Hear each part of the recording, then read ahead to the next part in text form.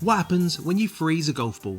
7 days ago, I put this Titleist Pro V1 into my freezer with the plan to check back on it and find out whether there'll be any difference a week later. And today it's time to take it out and see the results. To keep it scientific, I'm going to compare this frozen Pro V1 to an identical Pro V1 from the same pack. We'll even get hold of my cutting tool Jeff and cut it open to find out exactly what happens to the inside of a frozen golf ball. So first up, as I said, I want to keep this as scientific as possible, and you'll all want to know, is it actually frozen and how cold is this golf ball?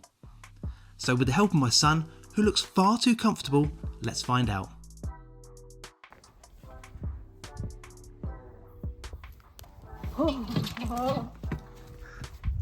As you can see, it's pretty cold.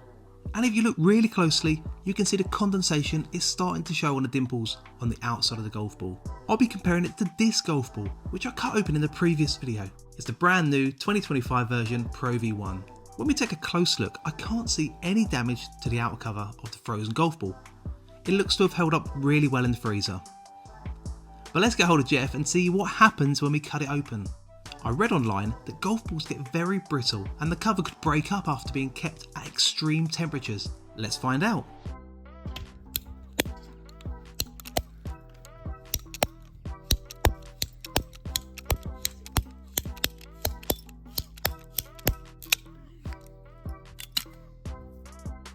So the ball did feel harder to cut than usual, but it doesn't look to have caused any visible damage to the insides.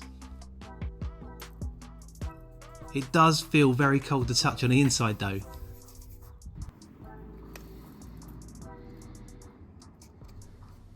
When we compare it to the room temperature Pro V1, it actually looks very similar. Well, identical actually. But I really want to test this further, so I'm going to cut this into a quarter and see how the cover holds up.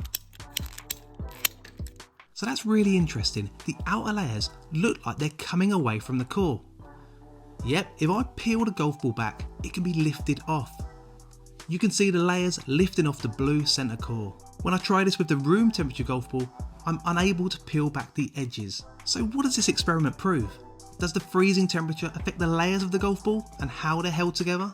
Did the cold temperature cause the core of the golf ball to shrink and come away from the outer layer?